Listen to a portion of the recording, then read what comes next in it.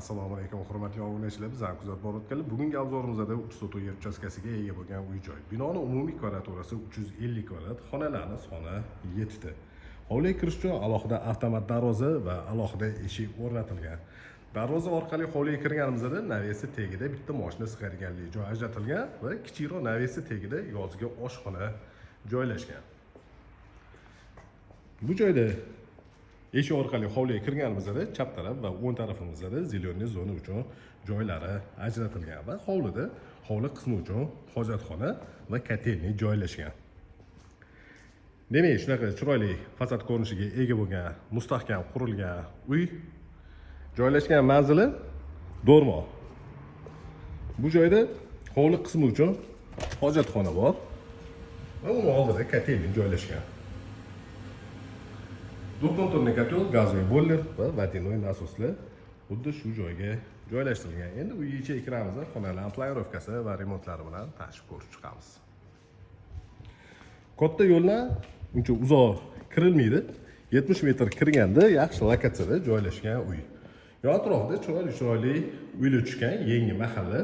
Demak, bu joyda prixoshka bo'pti. Kattagina prixoshkasi bor.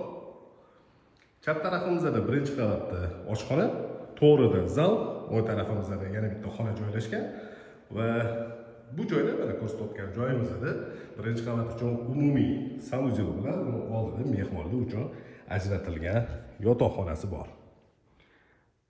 Chap tarafda joylashgan birinchi xonada ichiga kirib kelamiz. Oshxona uchun mo'ljallangan. Hamma qulayliklari yaratilgan. Katta oyna romli tabiiy yorug'lik o'tkazadi. Bu joyda chiroyli kuxonniy garnitur yasatilgan, texnikalar bilan jihozlangan, patologlarning balandligi 3,5 metr. Kuxonniy garnitur ham patologgacha yasatilgan. Bu joyda mana xolodilnik, Hitachi brendiga tegishli, televizor, rakvina va bu joyda gazli plita, mikrovolnovka va duxovkasi bor. Uyutishkalari ham gazli plitaning ustida joylashgan. Demak, oshxonaning ko'rinishi bo'ldi. Hamma joyiga tepli pol o'tkazilgan. Domofonlari bor. O'ng tarafda yana bitta xona joylashgan. Prixoshka orqali uyga kirdik va o'ng tarafdagi xonani ko'rsatamiz. Bu xona mnogofunktsionalli xona, o'zingizga bemalol moslashtirib olsangiz bo'ladi. Xohlasanglar kichikroq zal sifatida foydalanishingiz ham mumkin. Yig'inlar, to'ylar qilganingizda erkaklar, ayollar alohida o'tkazish uchun, demak, kichikroq zal yoki bo'lmasam oilada odam soni ko'proq bo'ladigan bo'lsa, bu xonani spalniy sifatida foydalanishingiz ham bo'ladi.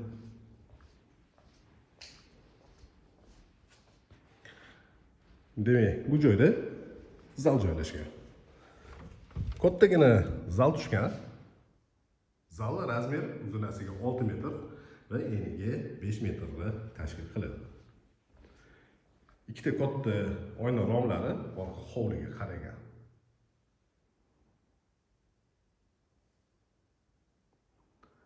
Ortiqcha bezaklar berilmagan. Demak, bu joyda konditsionerli patrubkalari o'rnatilgan. Medniy patrubkalar tushgan. Bemalol konditsionerni fenini qo'yadigan bo'lsangiz, orqa tarafiga kompressorni o'rnatib olasizlar. Bu joyni ikkinchi qavatga ko'tarilamiz. Hozir video davomida zinani tegini shunaqa chiroyli holatga keltirib qo'yishgan. Qo'shni devordan 2 metr tashlab imorat ko'tarilgan. Orqa hovlini ham ko'rsataman. Kichikroq orqa hovlisi bor.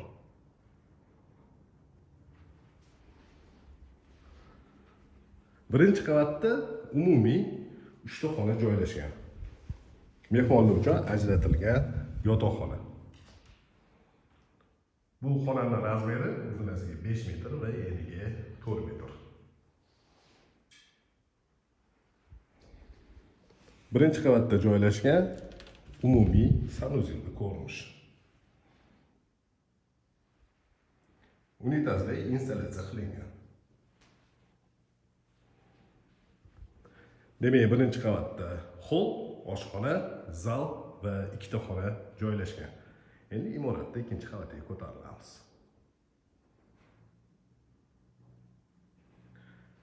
Zinalarni razmeriga keladigan bo'lsa, 1 m 20 cm zina, balandligi 15, stupenkasi 30. Zinalarning tagiga podsvetka qilingan, datchik движения o'rnatilgan. Qadam bosishinglar bilan podsvetkalar yonadi.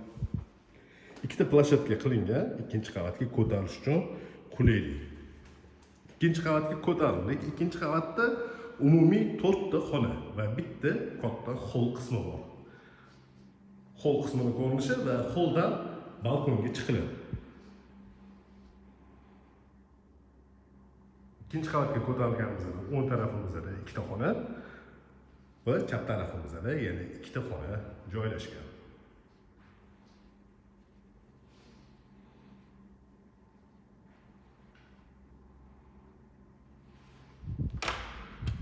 O'ng tarafdagi birinchi xonaga kiryapmiz. Bolalar uchun ajratilgan xona bor yerda. Ikkita kravat o'rnatilgan. Va bu joyda shkaflar ham yasatib qo'yilgan, tayyor holatda.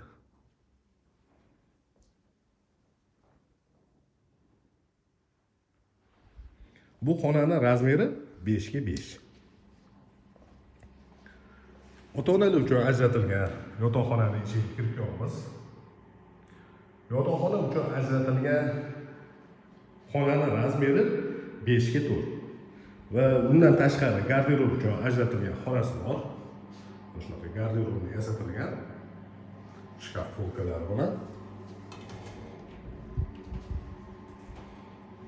Va uni oldida shu xonaga tegishli bo'lgan sanuzel joylashgan.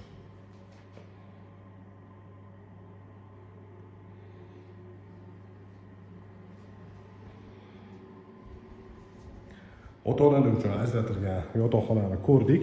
Ikkinchi qavatga ko'tarilganimizda o'ng tarafdagi ikkita xona bor. Bu joyda domofon va uni oldida elektr shit joylashgan. Har bitta qavat uchun alohida qilingan kichik balkon qismini ko'rinishi. Mana shunaqa balkoni bor. Aytib o'tganimizdek, yon atrofda yangi uchastkalar tushgan. Kommunikatsiyalardan umuman muammosi yo'q.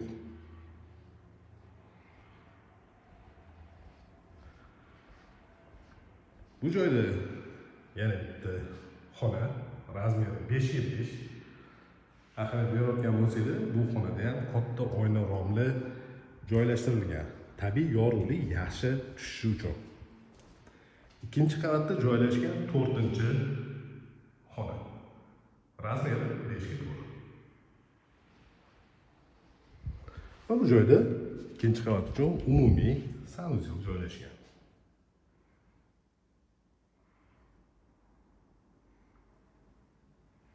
Sifatli qurilish mollaridan foydalanib qurilgan uy.